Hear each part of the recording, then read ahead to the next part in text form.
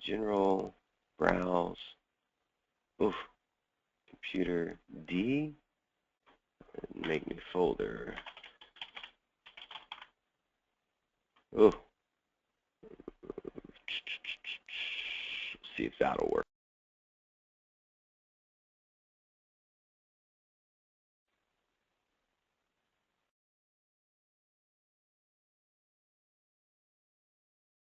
To record this, but we're going to give it a try. We'll try and be as short as possible. Okay, so this is a session on, I'll probably be able to pay attention to questions being typed in, so if you do have any questions, please type them in. If you're not able to type, don't want to type, you raise your hand. If your hand's already raised, I'm assuming it just accidentally got raised in the beginning or to indicate you could hear me, so you can go ahead and drop that unless you do have a question. I will call on you later. But go ahead and type in a question. It'll be easier for me to see and respond to that way as well, if you don't mind. So today's topic is, thank you for joining us in this advanced training, and usually I like to talk about things we've changed or done this week, but phishing scams have become rampant in today's internet. And I felt it was a good time to save up my other topics for next week and take this week to talk about what phishing scams are and how you can avoid them, not just here at Pop Yachts, but for the rest of your life, because they follow a general format, at least for the foreseeable future. The information I'm going to give you here today is going to help you spot and avoid phishing scams and also help you train other people you may know, your parents, your siblings, your children, on how to spot and avoid phishing scams. Phishing scams are not like normal scams. A normal scam would be for an online pharmacy or Viagra or any type of fake product. The attempt is to get you to buy something, typically. The attempt is to get you to, and in some case a virus scam would be to get you to download a virus. Those are sometimes much easier to spot for a lot of reasons. The server is going to be able to catch a lot of those. They usually include words about the product they're trying to get you to buy, like Viagra, which even if spelled wrong, most servers know how to avoid and catch. They're going to have files attached to them that they want you to download that have viruses in them that are typically going to get scanned in front. The virus caught after a couple of people notify the server that it has a virus. Phishing emails are much harder for servers to recognize and stop from getting to you.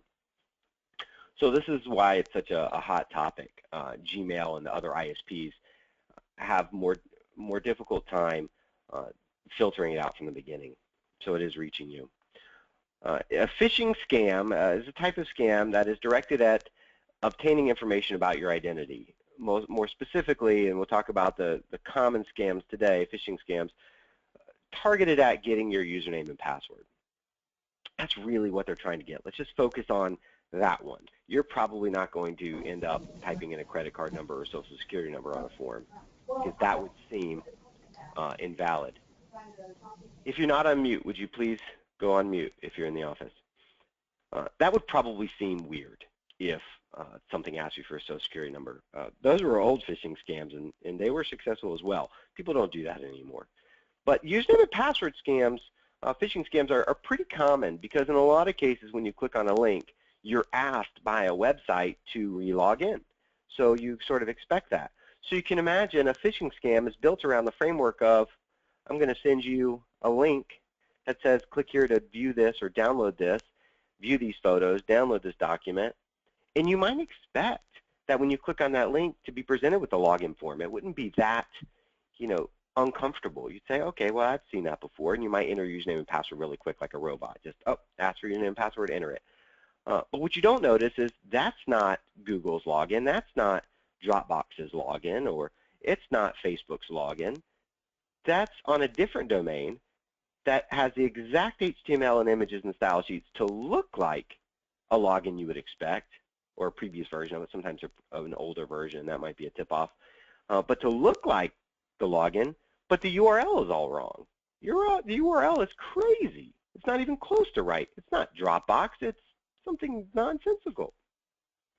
So in cases like that, you're going to enter your username and password, and what's going to happen? They're going to capture it in their server. This is the framework of all phishing scams that are targeted at username and password. They're going to capture it. Then they're just going to redirect you back to your email or something, and you're going to go, oh, that was weird. Or I know some of them redirect you to a page full of pictures of puppies. That's, oh, I guess that's what the person wanted me to see. That's weird. And you sort of move on. We have to talk about this at a couple of levels and how you, if that does happen to you, some quick ways to recover where things aren't so bad. But also, we just need to talk about how we're going to spot that email and avoid it. There's one surefire way to avoiding phishing scams, but also I want to teach how to spot red flags. So that's the general framework. You're gonna get an email with a link that says something's important, click here, or something you want to see, something intriguing. You're going to click the link. You're not paying attention to the URL, and it looks like a username and password form you would expect, but it's not, and it's not real. And that email wasn't really from the person that it looks like it was sent from. It was from their account very often, not always, but it looked like it was from them, and you're going to enter your username and password. It's going to be stored in some Russian server. No offense to the Russians. Stored on some server in Russia. That's where most of these come from these days. And someone behind that is going to see a successful username and password, and they're going to start, well, we'll talk about what happens in a moment. Why is this so bad? Someone has your username and password on a server in Russia. If that doesn't sound bad enough by itself, let's talk about what will happen. Best case scenario here, and some of the people listening in on this phone call has probably happened to, and I'm very sorry, but I'm not going to, I'm not going to hide the fact that at least 3 of you on this call, maybe 2 of you, this happened to in the past week or so. And I'm sorry, but I gotta tell people the straight dope. Best case scenario, this is humiliating. Even if nothing bad happens to you, we catch it, or your password is only used in this one place, it's still very humiliating for almost everyone you know, everyone you've probably ever emailed, to get a virus email from your actual account when they recognize it's a spam email. You're going to get responses like, you idiot, why'd you got infected, you must have entered your password somewhere, or stop emailing me, I can't believe you got infected. It's humiliating because now everyone you've ever emailed knows that you were sort of like not cautious enough, or even in some respects ignorant enough to fall for what a lot of people consider a very obvious scam. And that's just, I can't pull any punches because I got to explain to the rest of the people, as much as I care for the people's feelings that did get caught by this, I don't want to pull any punches. I want everyone on this call to understand that this can be a very humiliating process. When your identity, sort of your email account identity, gets stolen, and everyone you've ever emailed gets emailed with this email, and they can see it's coming from your actual account, they know that you fell for a phishing scam. And that's embarrassing at the best case scenario. Now, if you're not concerned about that, you should be concerned that you're now potentially infecting all these people you know, because you've given the robot their email address. And one of those people is also going to fall for it, at least one, statistically probably more than one, depending on how many people you emailed. Now they're also going to be infected. Worst case scenario, or even normal case scenario, you use that password you typed in somewhere else, in either your email address or username you put in, some combination, with or without a 1 on the end of a password, which is the most common, the common variety that if your password does not contain a number will be added to the end, and these bots know it. They try it automatically. The worst case scenario, or common, is that if you have that password used at your bank account, any account that matters, credit card account, that account will be hacked. And here's what really happens. Once they've got a username and password, now this is all automated. You got that email automatically. If you typed in a username and password, their server automatically received your username and password. When they received that username and password and redirected you to pictures of puppies or back to your email, their server automatically reached out with the username and password, logged into your email account behind the scenes. You didn't see it. You're logged in also, but they're logged in. They go to your sent items folder. It grabs every email address you've ever sent an email to. It groups them by email address, every email, orders them by the people you email most commonly, because those are probably the people more likely to open an email from you because you email them more often. Starting at the top, it emails everybody the same phishing, spam, scam email that you got, sends them all this, one at a time. It can send about 5,000 a minute. It's going to go through. It's going to get them all in a couple of minutes, no matter how fast we stop it. We're not going to get it before it gets almost everyone in your list. Although we typically catch this within 5 or 10 minutes, it's a lot. So it's going to send out all those emails with that phishing scam in it, and Then it's going to take your username and password. Once it's done its thing, it has sent itself, it has replicated or attempted to replicate as much as it can. It's sent to everybody in your email list, and now the latest variation looks real because it grabs your email signature from your settings, especially if you're a Gmail user. It's easy to grab your signature, and it sends that same phishing email out with your signature. So it looks real. It's to people you know or commonly receive emails from you. It's from you. It's from your email account, from your name, has your signature with a logo, with your name and title and phone number. That looks real. This latest variation can look scary real. Once it's sent that, it's going to take that username and email address and password that it has of you, and it's going to log into bankofamerica.com. It's going to log into a couple of bank accounts automatically.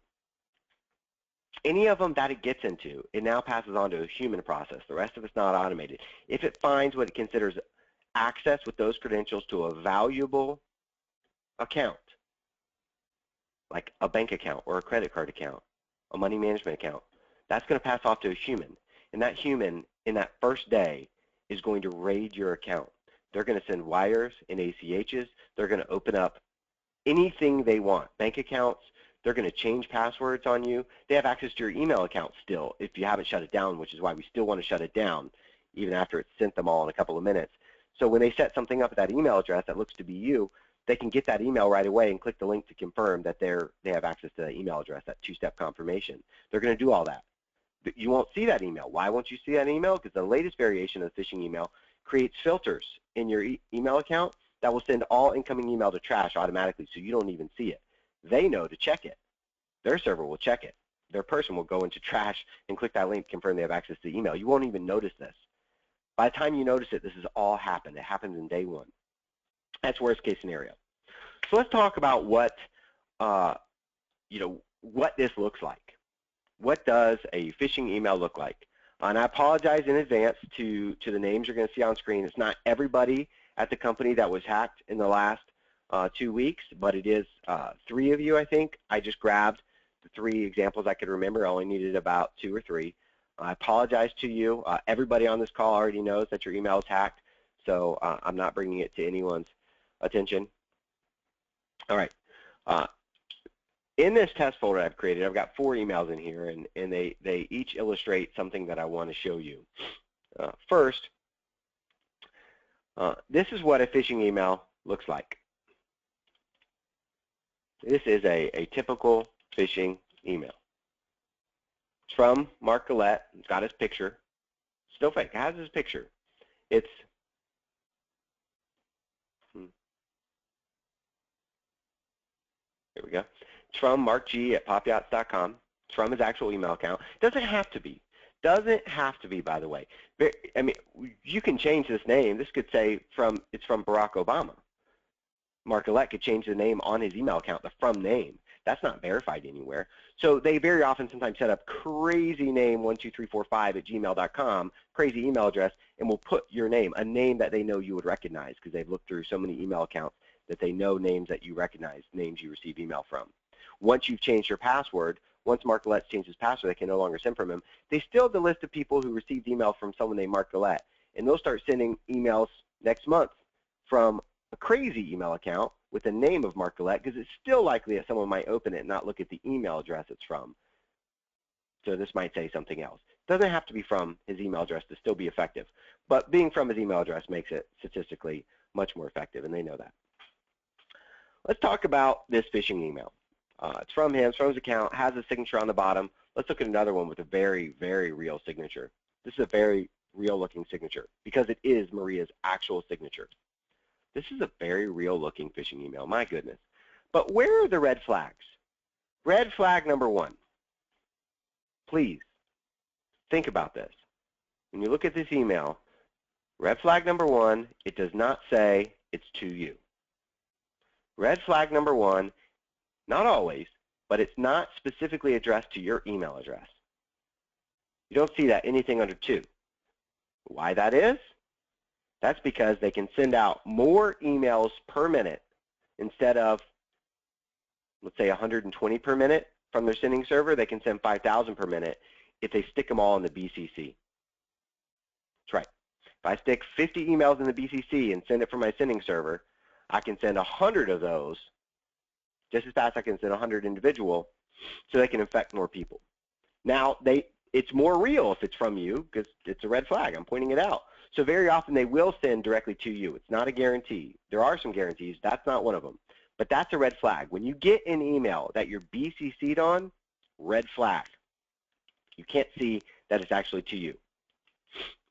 Second, and you might see your address in BCC, like this is one of the addresses I look at, help@popyachts.com.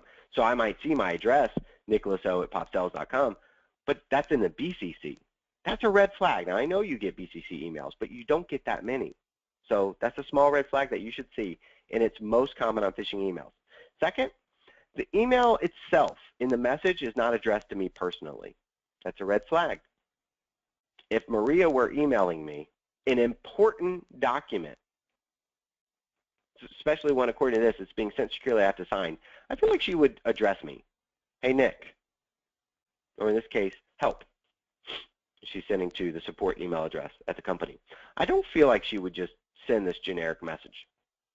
But some phishing scams are smart enough to grab the left side of the space in the name that she would typically address. So they would be smart enough they were addressing this email individually to people to put my name. It's not a guarantee. There are guarantees, but that's not one of them. And, of course, people do send email to people and don't address them by name. So, again, this is not a guarantee, but it's another red flag. Bigger red flag is people don't typically send you documents that you're not expecting. They really don't. It's very rare to receive an attachment that you're not expecting. Just think about that for a second. Of the attachments you receive, you know, yesterday someone sent me an Excel file of addresses, but I knew it was coming. Of course, I mean, that'd be weird for someone to just send me something. They know they're sending it to me. It's sort of a hassle to put an attachment together and send it to this person. It's sort of private data. I'd talk to them about it. We would have had an email conversation or phone conversation first. You know, in your capacity as a lister, you'd be expecting a registration or title from a seller. You would be expecting it. If you got one from someone that you don't know that just said that download the updated document, you might not be expecting that. So if you're working on the sales side with a buyer and you receive just an attachment from them, I haven't sent them a contract. I have no idea why they send me an attachment. That's a red flag.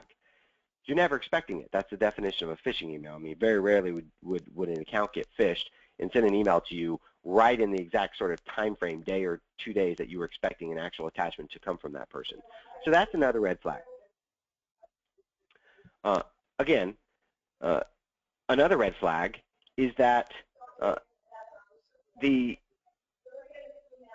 work. If you're in the office and you're not on mute, would you please go on mute?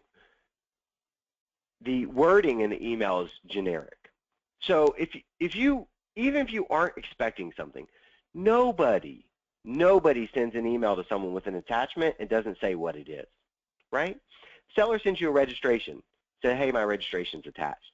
He would never say updated document attached, updated document for secure signing attached.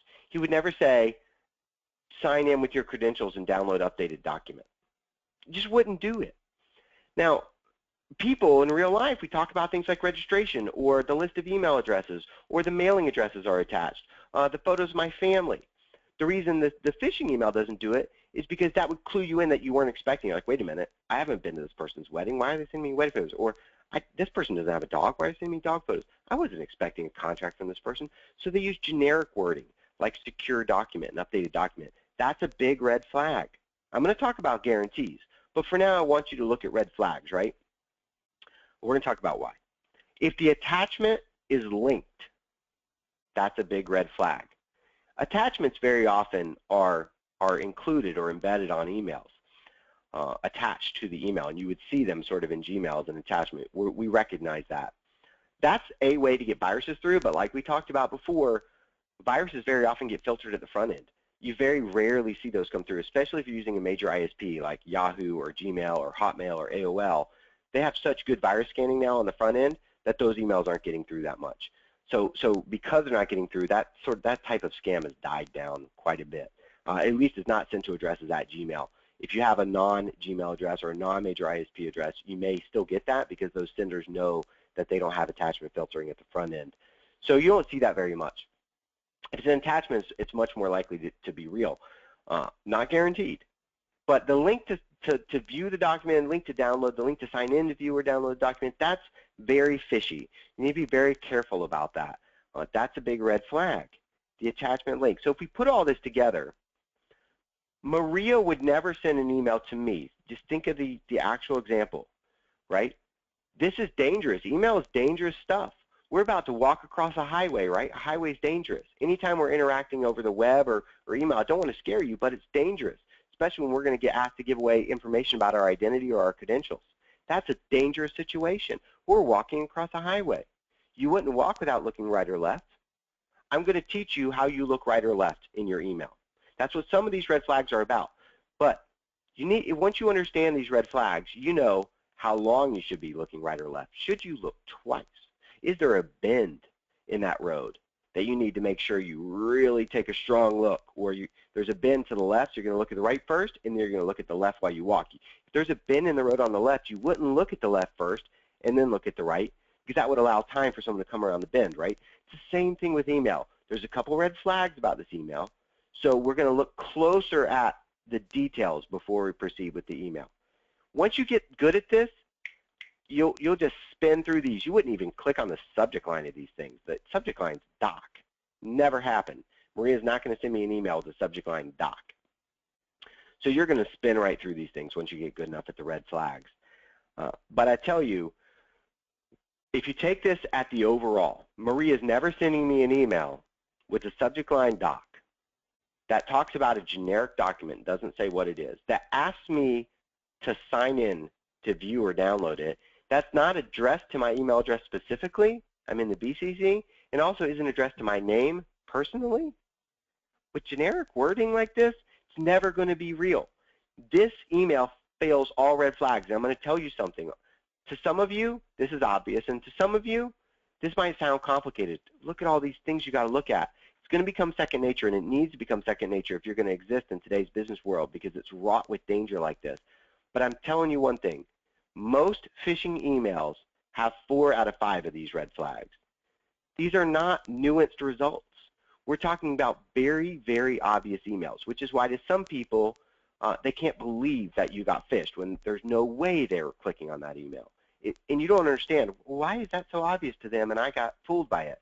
To some people, this just literally is way too fishy.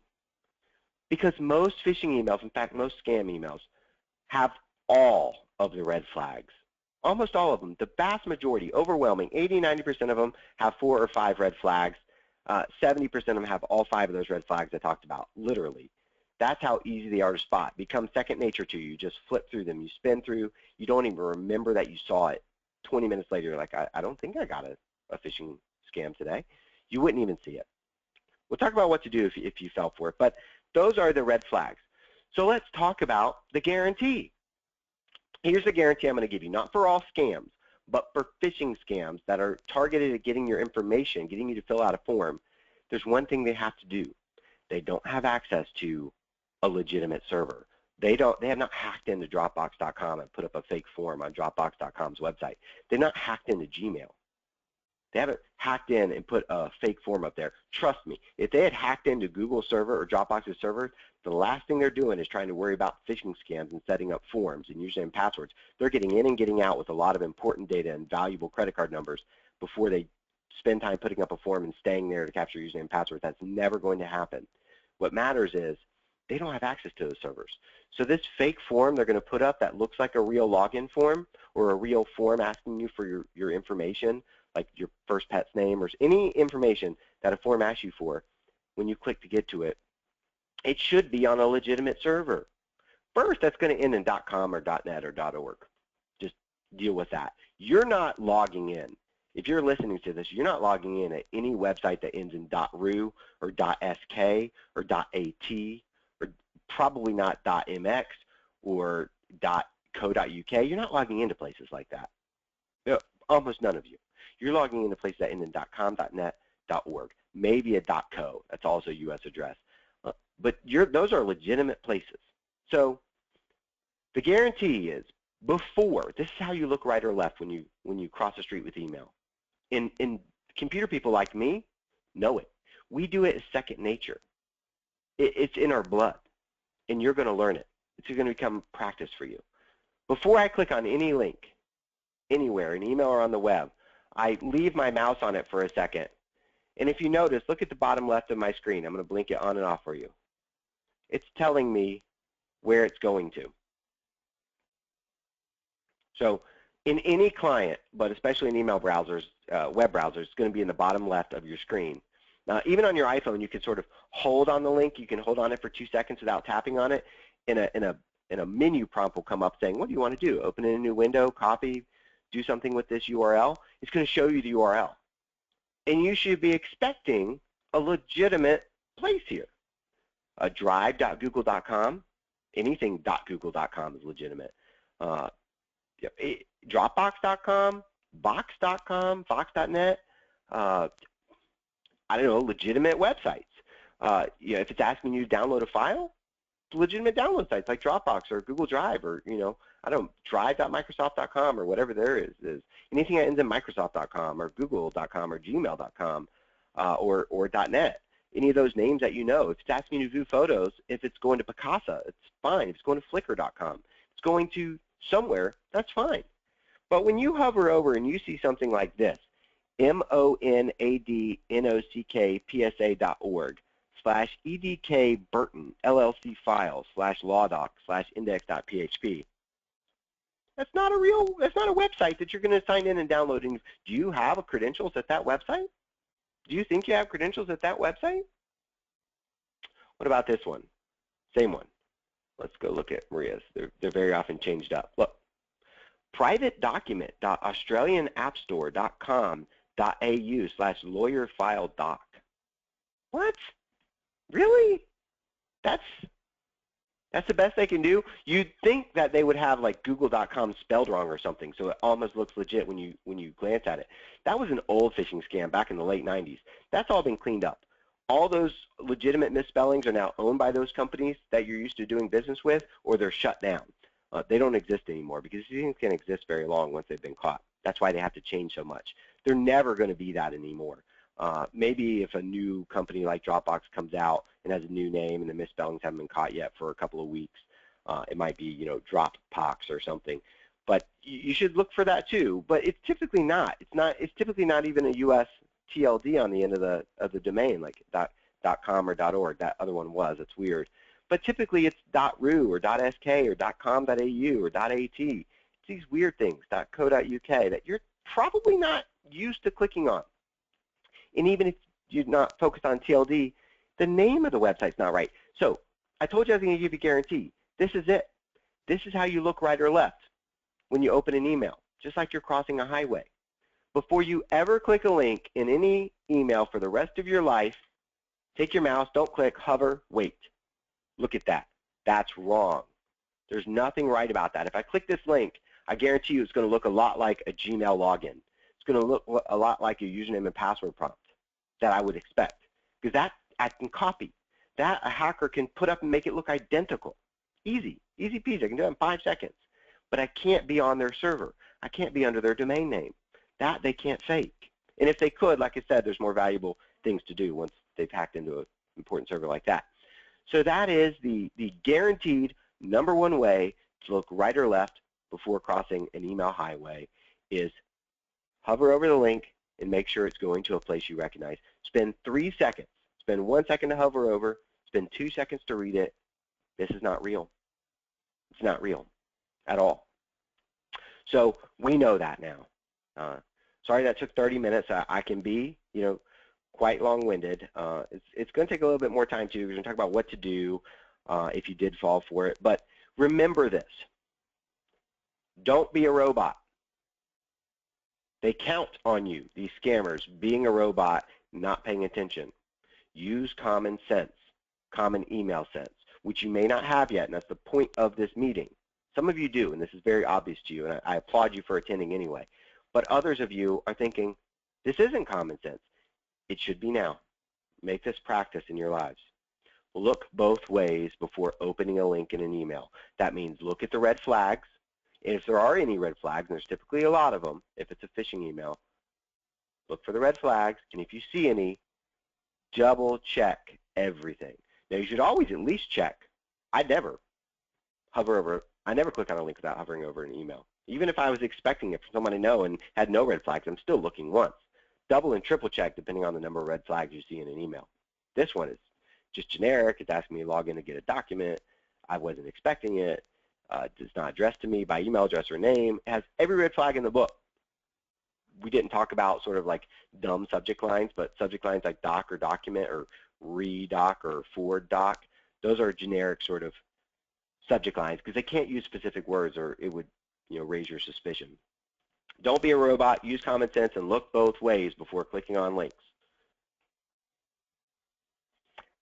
If you did click that link, it can get dangerous for you. Depending on your device and your computer, it can get dangerous for you. We're not going to click it because I have enough virus scanning software. I'm not worried about what would happen if I would click it, but I don't know what it looks like specifically, and it might pop up a message that sort of makes me have to restart my computer to get the browser closed. I don't want to deal with what would happen if I did click it. So we're not going to click it. If you did click it, it's probably not so bad. If you have any amount of virus scanning software, it's probably not downloading any virus. Those definitions get updated very quickly for new viruses. Second, it probably is just a login prompt and not downloading a virus. This probably is a phishing scam, although it could be a virus download scam made to look like a phishing scam. It's probably not so bad. If you see the login prompt and then look at the URL in your header up here and go, whoa, that's not google.com, that's australianappstore.com.au/lawyerfiledoc. What's that? It's made to look like a Google login, but it doesn't say google.com or gmail.com. That's a problem. That's never going to happen. Those two are never going to mismatch. I know we're looking at this, popyachts.com, but those two are not going to mismatch. What you see on the page will match your URL. And if it doesn't, and you still think this is real, what can you do? I mean, you can type google.com. No, this is a Google login prompt. So trying to get into like Drive or Google or something, go to the URL directly. It's sort of like this is the email or web equivalent of if you get a call from somebody that claims to be from your bank and they want to verify your identity. And God, this call is not about social hacking, but that's a real thing too. Hey, we just need to, this is the bank. There's some, you've gotten this call. There's some suspicious activity on your account, and we want to, know if it's real or shut it down. You're like, oh my goodness, please shut it down. And say, okay, before we do that, we need to confirm your identity. Are you? And they'll say your name because they have a little bit of details. Are you at this address? They'll say your address because they have a little bit of details. We just need you to confirm your social security number. Boom. Done. Hi, we have your credit card number. They might even read it off to you. We need you to confirm the last 3 digits on the back of the card because they may not have that. That's very often encrypted differently or not stored by companies, and they've just got the number. And you tell them the last 3. Don't do that. This is the email equivalent. What you should do on the phone is let me get your number and call you back. Where can I call you back? And you want to call and you want to make sure that the voice recording says that company. You want to Google that number. It's not a lot of extra time. You get this call once in your life. You want to Google that phone number and make sure it's not a scam. It doesn't pop up and say, who'scalling.com, and that's a scam, a very obvious one. You want to make sure it shows up with, on a support or help page for Bank of America if they say that's who it is, or for Citibank if they say that's who it is. Or if they don't do that or it doesn't show up, call Citibank directly at their 800 number on their website and get to that department. Hey, I'm going to call Citibank directly and get to you. What menu options do I press? Or what department are you in? That's what you do on the phone. And it's the same thing on the web. If you did click on that link and it looks weird, just go to the website directly, dropbox.com. Log in there. No harm in that. Go to Google, type Dropbox. It'll bring up their website. Click on it. Go to Dropbox. Log in there. There's no harm there. If it looks like Dropbox, if something's weird about the URL, go directly. Don't trust it. Just like someone calling you, that email came to you. Step back. Look both ways, and then go direct to it if that did happen. If your password was compromised, I got a call 2 days ago from one of you on this call right now and said, Nick, I know the phishing thing's going around, and I don't want you to be upset at me, but I just entered my username and password on a form a few minutes ago, and then I realized what I had done. What do I do? Okay, did you submit the form? Yes, I did. Okay, here's what we do. I'm going to change your password because I can do it faster than you. Changed. That stops them in their tracks. Why does that stop them in their tracks?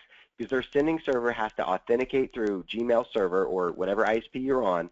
If somebody else is listening, has to authenticate through the Gmail server every time it sends an email. Some ISPs give them a token that's good for amount of seconds or minutes, but not for Gmail. So immediately your sending server gets a denied request. Boom, you're done. Stop sending emails. That stops it in its tracks. That stops their ability to log in and check your emails. Stops everything, sending and receiving. Boom. You know that if you've had Outlook back in the day and the send receive automates, as soon as your password is changed, boom, you can't get a new email. You can't send anything, can't receive anything. It doesn't authenticate, and then it's good until Outlook closes and reopens. It's done. Every time it sends receives, it has to authenticate. So changing your password stops everything. You don't have to do anything else immediately. That stops everything cold. Trust me. That stops the bleeding. Now we have to go look at filters. If you're using Gmail, go to Settings, Filters. Settings, click on the Filters tab. This current version of the phishing scam often creates a lot of filters. The last one I saw, Jennifer's, was 19 filters. Created 19 different filters. It needs one. I don't know why 19. I didn't see them myself. She did. You need to delete them all. There's a check all delete box. Click delete, confirm it. That's meant to send all incoming mail directly to your trash folder so that you don't see what they're doing. They're confirming your account. They're doing a lot of things. They also don't want you to see replies from people that say you've been hacked because they don't want you changing your password right away. That is covering their tracks. It's a lame attempt at covering your tracks. Any hacker listening that says, well, that's not covering, it's certainly not covering your tracks. But if you were, for all intents and purposes, ignorant enough to fall for the phishing scam, that's covering your tracks enough for you. You're not checking your trash folder to see if somebody set up a filter because you haven't gotten an email in 10 minutes. I mean, they know that's good enough for now. All they're trying to do is get through the day. The more hours they get in this first day of the hack, the more damage they can do. They can sign up for 5 credit cards. They can go into your Amazon account, change your address, and have things shipped that day to them. This is going to get bad in one day. They're going to see all those things. They see in your email account that you're a Prime member. Just imagine things will have shipped in 3 hours. And those products are gone. I mean, that happens that quick. Just very sorry about that. That's what actually happens. So how do we do that? We delete all the filters. Great. Go look at your trash folder. Anything that's in your trash that's legitimate, like from people I mean, you want to save your work, you want to save those emails, get them back to your inbox. Select the check boxes next to everything that's real. Click Move to Inbox if you're using Gmail. Get that stuff back to your email and deal with it. If you use that password anywhere, even if it's a version of that password with the number 1 at the end, for example, for those of you that think you were sneaky by adding a 1 at the end when the website requested a 1, you need to go change your password everywhere. Everywhere that uses that password or a version of it. That's about all that you can do, and then just wait to see what, if any, other damage has happened.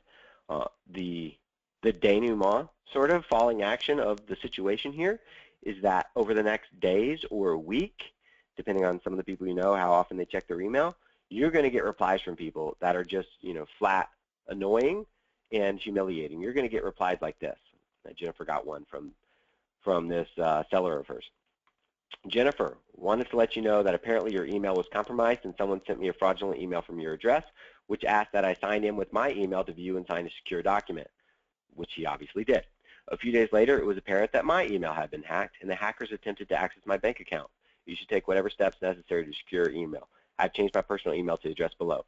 This seller had to change his email address and had his bank accounts apparently maybe accessed and maybe lost money. Who knows the damage that was caused to this unsuspecting, innocent victim and customer of ours at Pop Yachts, and customer of ours.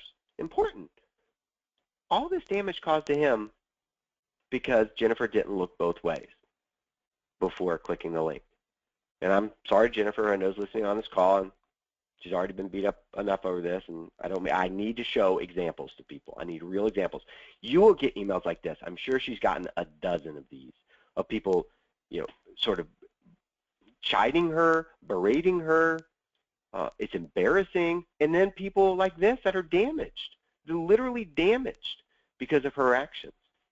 It's not something that's acceptable. It's like driving a car recklessly. If you're going to live in the email world, you need to learn to look both ways before you do something. You will affect others. It's absolutely not fair.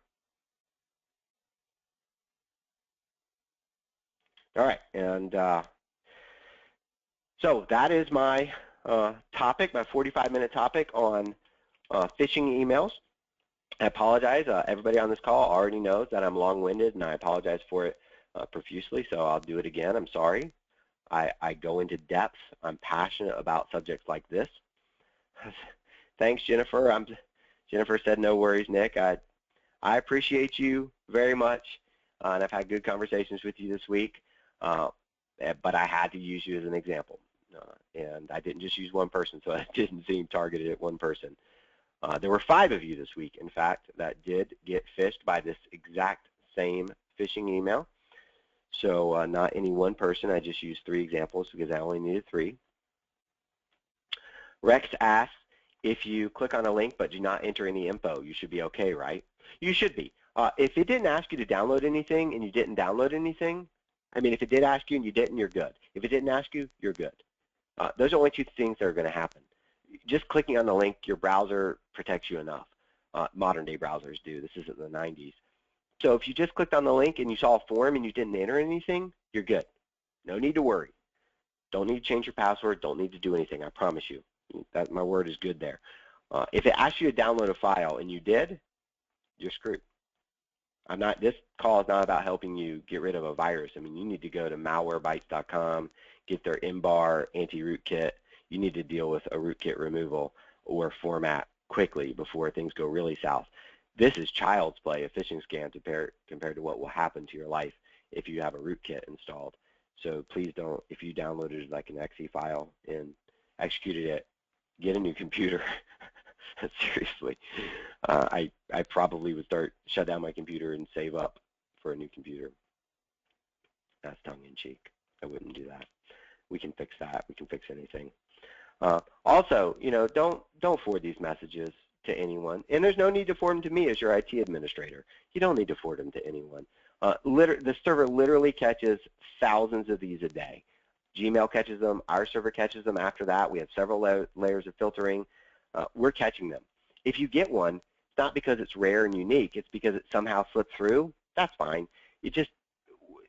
Gmail itself depends on a series of heuristics to filter mail. That's its #1 rule, which is the number of people deleting without reading, deleting without clicking, deleting without doing anything, marking spam, number of people unsubscribing, and it uses these heuristics. So if you're at the front of a list of people getting a similar email like this phishing email, you might get 1 or 2.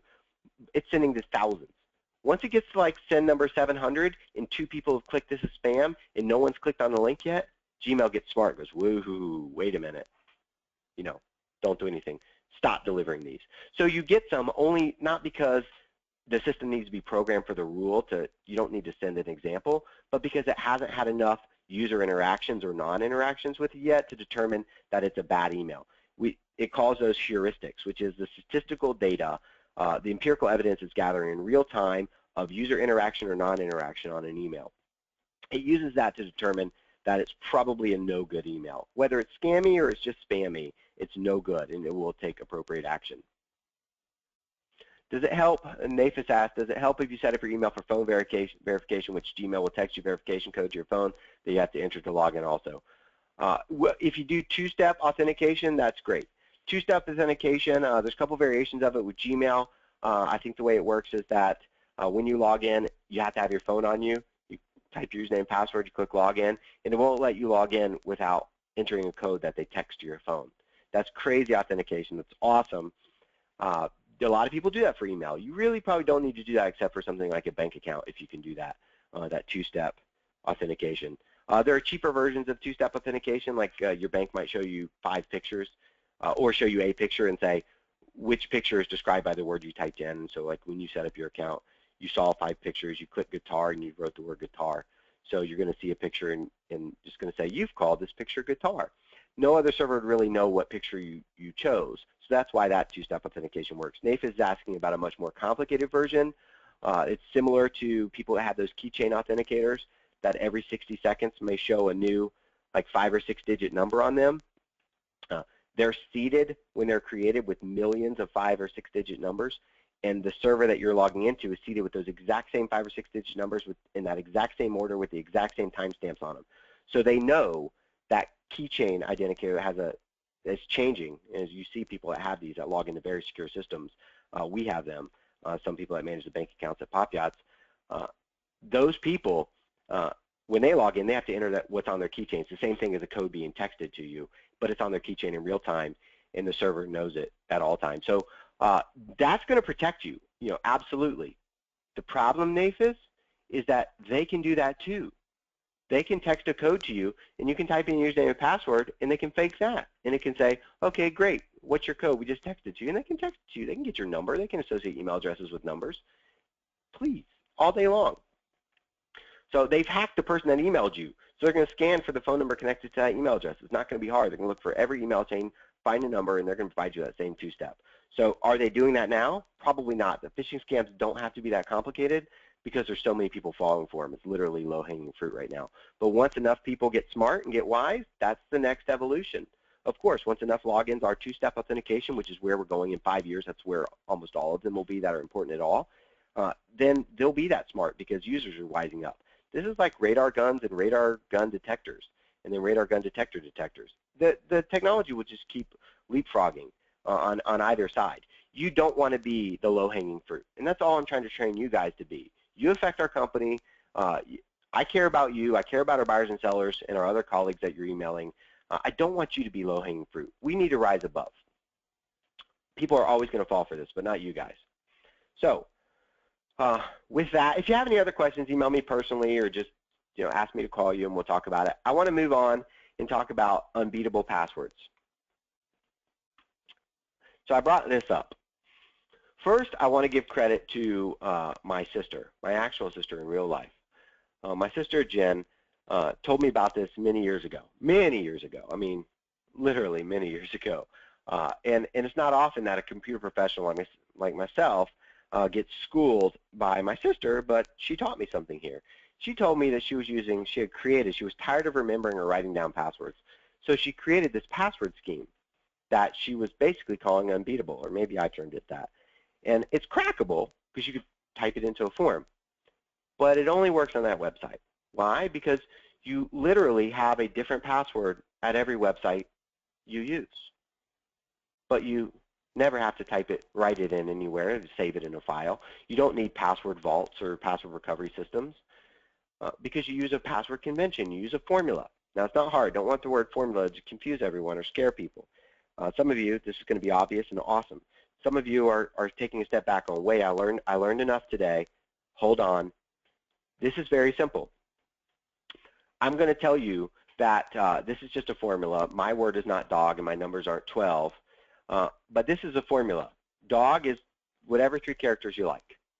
The first character should be uppercase. Dog is whatever characters you like. The first character is uppercase. So if you like Cajun, then it's capital C, little AJ.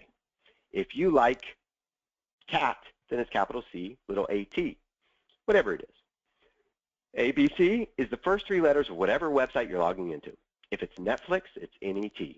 If it's HBO, it's HBO. I'm not just addicted to movies. If it's CNN, then it's CNN. If it's Gmail, then it's GMA. If it's Dropbox, it's DRO. If it's Fiverr.com, it's FIV. That's what ABC represents there. It's just a variable. 12, any 2 numbers you like. Could be your birth year, but that's a little simple. Could be your daughter's birth year. It's maybe a little bit more complex. So let's pretend mine is dog12. That means my Netflix password is dognet12 exclamation point, because that's a symbol I'm going to put on the end. Because some systems want a symbol, we're going to put an exclamation point. You might like a $sign. You might like a lot of things. Yeah, Dave, I will send it out in the company email. It's a good idea with the recording if we get it. My password in Netflix is going to be dognet12 exclamation point. I logged into, pretend that is my password. I did log into Fiverr.com this morning to do something, to request a recording from somebody, a voiceover, and I don't know my password. I don't remember passwords anymore. I just remember my formula because I've been using this for, years. So I know my password is going to be dog FIV12 exclamation point. I mean, it just is. So I get presented with a password form. I don't freak out. I just know capital DOGFIV 12 exclamation point. I know it's going to work. I don't live in a world that sort of guesses at passwords anymore. I don't have to live in a world that has a file of all my passwords. I don't have to try 5 different things. I actually have a lot of email addresses, so the only thing that ever happens to me is I don't know what email address I'm signed in with. That's sort of a problem. But I don't have password problems, and I think a lot of you don't have a lot of email addresses. If you do, that becomes problematic. I can't solve it there. But your password formula is going to be the easiest thing in the world. You log into, I want to create an account at Dropbox. Oh, create a password? Great. Capital DOGDRO 12 exclamation point. It's that simple. I don't have to remember. I don't have to go type that in somewhere in some password file. I don't have to have password vault installed or whatever password crack you're using and like say, hey, save this password. I don't have to worry about any of that. I use a password formula. Why is this unbeatable? Because a lot of systems will take this password. A lot of systems require at least 8 characters. This is going to be 9 with the symbol on the end. A lot of systems require at least 8 characters, so we got the length. A lot of systems require a number. We have a number. We have 2. A lot of systems require an uppercase letter. We have it. We always uppercase the first one and none others. None others ever, just the first one. A lot of systems, very complex systems, require a symbol. So we just put one symbol on the end. It's very difficult to crack this. This is not a dictionary word. It's got multiple, even if it's like dog net, those are both dictionary words, dog and net, but they're together in a weird way. It wouldn't be like boat sail, dog net. So it's not going to be in a dictionary attack. It's got numbers in it. It's nothing about you personally. Typically, you don't put your name. If my name's Nicholas, I'm not going to have NIC at the front. Pick a word that's just a word. You don't want it to be primary or material to your life. Although, I mean, it's still literally very hard to crack. You'd have to type it in somewhere. And that's why it's unbeatable, not uncrackable, but unbeatable, because you're not beat. You use the same password formula everywhere. But even still, your Bank of America password is going to be DOGBAN 12 exclamation point. It's not going to be DOGNET 12. If you happen to get fooled with your Gmail password or your Netflix password, they only have that one. They don't have your Bank of America password. Oh, well, they could figure out that it says net or, you know, it says GMA in the middle. They're not going to get that. First of all, 99% of these phishing hacks are automated. The system just simply tries that same password at different servers automatically and will only notify a human to do something like steal money if it gets in an important system. It's not going to notify anyone. They get thousands of these a day. They don't look at the passwords that are entered. They only look if they get into an important system with that password. Or if you're an important person, like the president, and they can tell that it flags certain words in your email chain that are like top secret, they might send it to a person. I mean, literally might do that. So I don't want to say they won't do it if the president is listening. So I think that I consider this unbeatable because it's not going to beat you. That system has failed, and you need to do something with that system, but it's not going to beat you. For those of you listening, by the way, that would like a more secure password, I can work with you. Come to me. When was that? In 2001, I used a password generator 15 years ago, and it generated a 15-character email from me. I've since added another couple characters to the end, so it's a 17-character password. I generated a unique and random 15-character password with a password generator that has uppercase letters, lowercase letters, multiples of them, lots of numbers, and a couple symbols, and it's random. There's no words in it. I even went through a couple to get one that was very, very weird. I memorized it in 2001. I've been using it on super secure systems, ultra secure systems since then. Not even bank accounts, even more secure than that, like domain name servers, things that people could hack into our Pop Yacht server with. So I use a completely randomly generated, has nothing to do with my formula. If you want to do something like that, I still suggest you put some type of formulaic variable in there, like the middle 3 letters somewhere or 3 letters on the end that correspond to that website, so it's still maybe not uncrackable but unbeatable. You need something formulaic in your password like this. But if you want to do that, talk to me afterwards. Email me or call me if you have my number, and I'll walk you through a password generator and how I got myself to memorize something sort of so long, and how I know that those very secure things will probably never be cracked because of it. But This is your formulaic password. I'll send this out with a link to the recording. I'll put it up on YouTube. Should be done by later today if we do capture the recording. I want you all to use a formulaic password. If you've been cracked, I've talked to you all about the formulaic passwords and you're out there using them. If you've not, and you still want to change your password, want to use this opportunity to be more secure, here's the way it looks. I mean, you're probably remembering like 19 passwords now. So add one, the formulaic one, to it, right? That's no big deal. You got 19 in your head that you like to use randomly all over the place. Now you're going to have 20, but this 21 is going to take. It's going to take you probably, if you start now, you know, weeks, months, years to change your password everywhere you use it. What will happen is you're going to go change a couple important ones today, like on your bank account. That's great. Your credit card account. That's great. You know, Credit Karma. That's great. Go change it to dog CRE12 exclamation point. I love it. But you're going to forget about them.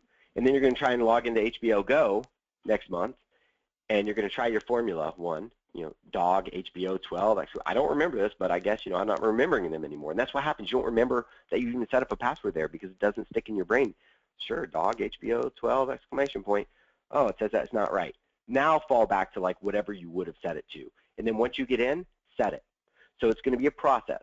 It can take a couple of years for you to like slowly change your password everywhere you ever will log in again.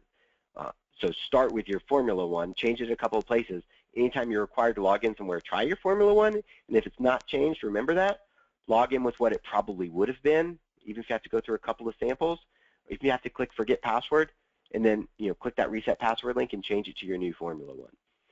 If you did nothing else today but change that password to a formula password that you use everywhere, and learn to look for the rest of your life both ways before clicking on a link in an email, you will have done yourself a major service. And I hope, because I care about, you know, everybody else in the world, not just the people in our company, I hope that when you are speaking with people, you take the time to understand that passing on information like this is so valuable.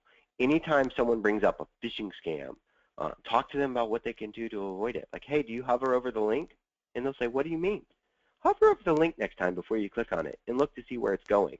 And if it's not going to a place you recognize, don't click on it. It's probably a scam. So that's all I have today. I'll send you guys a wrap-up with hopefully a recording in this document, Dog ABC 12. I appreciate the time you spent with me today. Hopefully it's been valuable for you. If you have any other questions, just last questions, raise your hand or type them in. I see a lot of thanks. I appreciate it. I see a hand up. I'm going to go ahead and unmute you, Scott Wild. Scott, do you have a question? Yeah, great seminar, Nick. A lot of valuable information. Can you review briefly where we can change our diehard password? Sure. Yeah, that's a good one. That's a good one. That's a good one. In diehard, my dashboard's going to look a little bit different than yours, and I apologize for that. In diehard, we're going to hover over My Info and click on, I don't know why this is taking so long. We're going to hover over My Info and click My Profile. Scroll down to this section here where it says on the bottom left above the Save Changes button where it says New Password Optional. That's where you're going to want to type in, let's see, dog pop 12 exclamation point. Bam. I'm not sure that diehard is set up to take a symbol, so I might come back at you and say it doesn't take symbols. But if it doesn't, someone let me know, and I'll change it to make sure the diehard system does. But you're logging into Pop Yachts, right? Not diehard. Forget what it's called. See, you always use, when you have your formula so that you're consistent, the first 3 letters of the website name. Don't worry about what the system it's called if it has a different name. You might log into your Comcast account and it's your Xfinity Manager. But if the website is Comcast.net or Comcast.com, you're using COM. So it's dog COM 12. You've got to remain consistent. So use the first 3 letters of the website name. And if you're logging into something like, I know some of you are thinking at o.co for your overstock, whatever, you have a couple of options there. That's pretty rare to have a less than 3-digit domain name. You can use OCO, just use their TLD, Just know that if you're ever logging into something that doesn't even have 3 letters, maybe has 1 or 2, extend to 3 letters by using the top-level domain extension, the TLD, if you didn't know what that was, the domain extension, the .com, .co. So even OCO has one.